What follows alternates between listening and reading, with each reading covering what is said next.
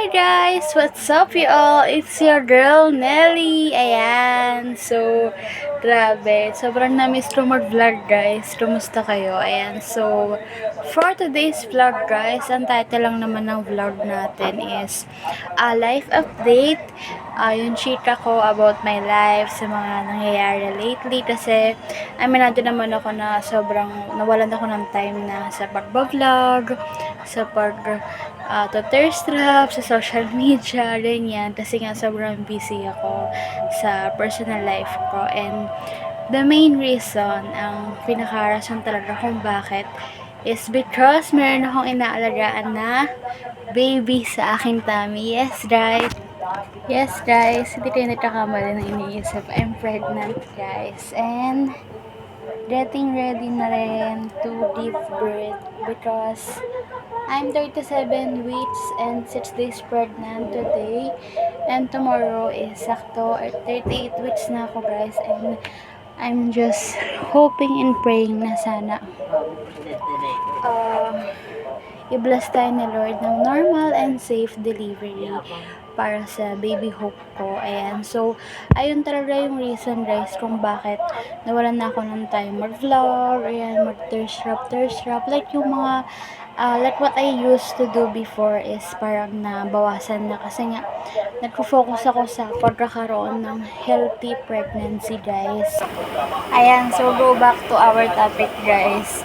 Ayan, so syempre nagpo-focus ako sa pagkakaroon ng healthy pregnancy guys. Kaya parang medyo lumalayo din ako sa social media kasi gusto ko syempre healthy yung baby ko and sobrang daming ganap sa life ko kaya I think ito yung life update ko and I think this will be my last vlog na din before ko isilang si baby before ako kasi pa nag-vlog ako next time for sure kasama na yung baby ko and I'm so just very happy guys kasi yun na life update sobrang daming nangyayari sa life ko lately like ayun panay ang check-ups ko since first trimester to third trimester to 9th month of my pregnancy. Ayan, panay ang pagkuha ng dugo sa akin, pagtitest ng labs, and different ultrasounds, and sobrang happy naman ako kasi guys, healthy naman yung baby ko, and ayun, ang last na ultrasound ko kasi guys is BPS ultrasound with biometry and scoring. So, 2.9 kilo na yung baby ko. Ayan. So, ang taba niya na guys. So, ang laki niya na. So, kailangan na rin natin mag-diet. And that time, I was only 36 weeks nung nagpa-BPS ultrasound ako. And okay naman yung amniotic fluid ko. Maganda naman yung daloy ng panubigan ko. And carry ko naman daw normal delivery. So, I'm just hoping and praying na may labas ko si Baby Hope ng safe, ligtas, at alam mo yun talagang fully developed siya. Walang abnormalities, walang pagkukulang sa kanya. And sana lumabas siya nang hindi ganun ka-late guys. Gusto ko lumabas siya kahit mga around 39 weeks or kahit bukas ready na ako 38 weeks. Ayan. So, si baby na lang talaga ang bahala guys. Kasi kahit na ano pang gawin natin sa sa life natin. Diba? Baby pa rin naman decide kung lalabas na sila. Kasi ako, as of now guys, a life update. Lagi akong nag-exercise every morning. Tapos I try eating dates din, 7 na 3 to 6 pieces a day. Tapos nagpa-pineapple din ako. Tapos ayun, walking, nag-exercise ako, mga prenatal exercise. Ayan, ginagawa ko yan every morning guys. Para din bumaba yung baby ko. Kasi tignan nyo naman yung bump update ko guys as of now. Na 37 weeks pregnant na ako. Commercial guys. Kasi sumilip yung mama. Ayan, so check nyo guys. Ayan ang bump update natin guys. So 38 weeks na tayo and sobrang laki na ng tiyan ko, diba? Parang manghihilot na.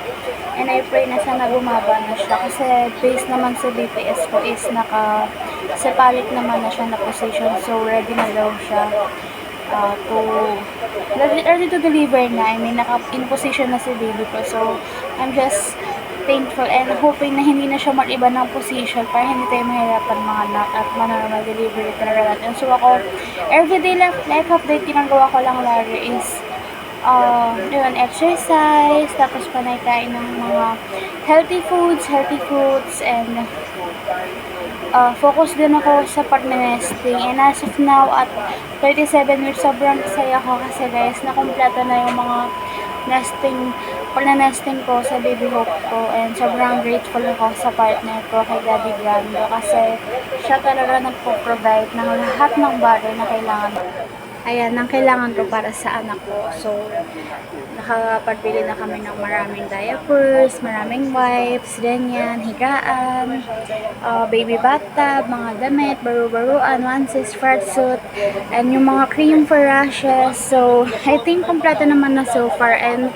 magka-focus na lang kami siguro paglabas ng baby ko, magbili ng crib, kasi I think di pa niya mapapakinabangan kung ngayon kami bibili, diba? Kasi baby pa lang siya, so gusto ko sana pag natulog siya, nasa tabi ko siya, since I'm planning na mag-pure BF mom, breastfeeding mom, kasi mas iba pa rin yung sustansya, yung nutrients ng gatas ng ina, diba guys? So, ayun. So, grateful lang ako kasi kompleto na yung pag-nesting ko sa baby ko. Ang hinihintay na lang talaga namin yung pagdating ni Baby Hope. Kasi yun, kompleto na yung mga gamit niya, may mga higaan na siya, marami na siyang damit. And sobrang thankful din ako sa ibang friends ko online, sa mga nagbibigay, and sa mga sponsors ko. Sila tita, ganyan, sila mama, sila B, especially yung best friend ko, si B. Ayan, sila Di Brando. Sobrang grateful kasi ang dami ko rin mga tao sa life ko right now na, alam mo yun, kahit napatunayan ko na in my pregnancy journey, talagang mapapatunayan mo sino yung totoong may malasakit sa'yo, sino yung totoong nandyan para sa'yo. And sobrang grateful lang ako kasi napatunayan ko tong mga tao na to na stay sa akin is, nandyan talaga sila sa akin all throughout my pregnancy, especially sa mama ko, yan, kay Daddy Brando, kay B, sa best friend ko, ayan. So, ayun guys, sa family ko. And, ayun, ano pa ba? Life update, ano ba? Parang po ba? Actually lang yung parang pagta-tertiary, update sa social media. Ayun, actually yung tertiary, pag-vlog, ganyan, para medyo hindi na rin talaga ako marunong. Siguro rin talaga pag may asawa na. Charot. Hindi. Ayan, so I think ito na talaga yung last vlog ko before ako mag-give birth.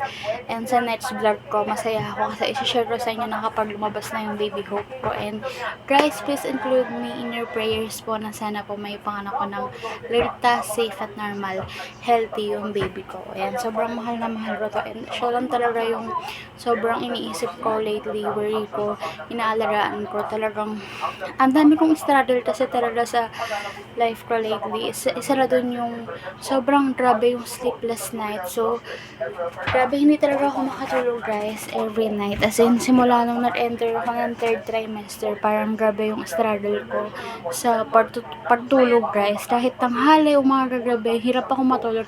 Hindi ko alam kung dahil sa baby ko, dahil mabigat na siya, or baka dahil din kasi sa nag-iisip ako, ayun guys. So, I tried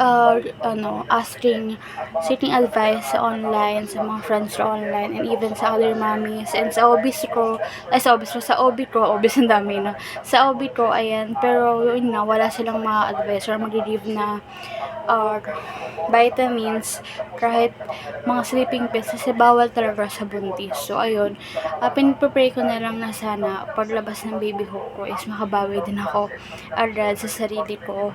And, ayun,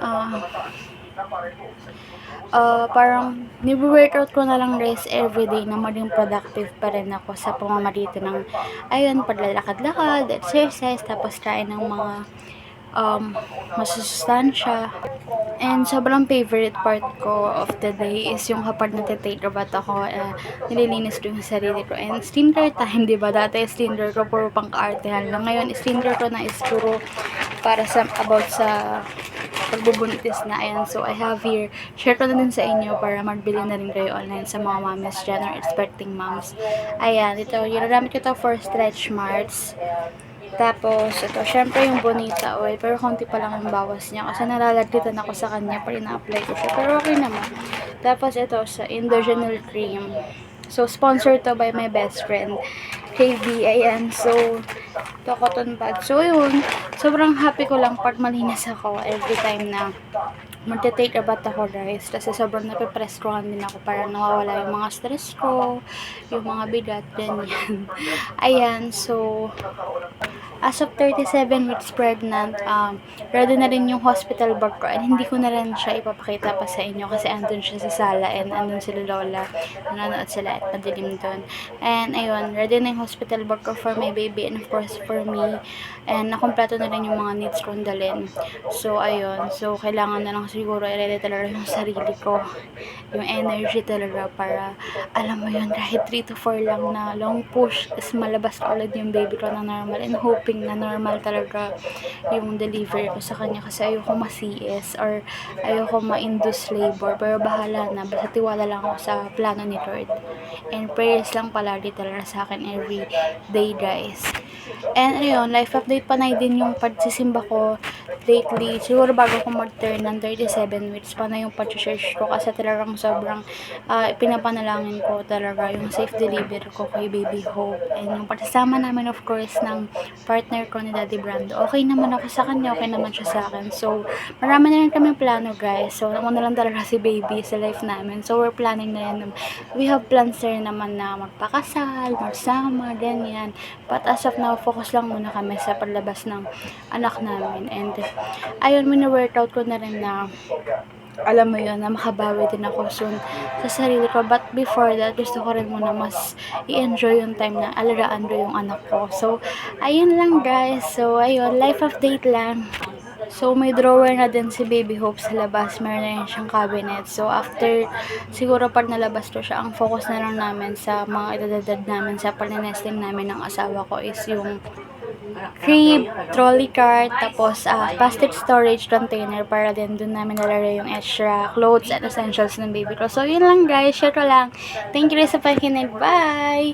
And patuloy nyo akong include guys sa prayers nyo na yun, sana lagi akong sa mga talagang subscribers ko dyan na sana makapanganak ako ng ligtas guys. And 'di ba sobrang ganda rin na pregnancy blooming ko, diba? Parang grabe lang yung pregnancy glow ko. Like, ang dami rin nagsasabi talaga na parang talaga nagbago yung face ko and mas lalong nag-glowing. And hindi rin ako nakaranas ng may stretch marks sa tiyan, tapos nangitim yung kilikili, yung batok. So, I'm grateful. So, ang struggle lang talaga is pagtulog. Pero, ayun, alam ko naman na more workout ko yan and soon makakabawi din ako sa sarili ko, guys. So, for now, gusto ko lang mag-focus talaga sa healthy delivery ng baby ko. Ayun. Ayan, so yun lang guys for tonight's vlog. Ayan, so thank you for watching. And God bless you all. And I hope na patuloy nyo akong i-subscribe at ipagdasal sa normal and safe delivery ko sa Baby Hope. Ayun lang guys. Bye!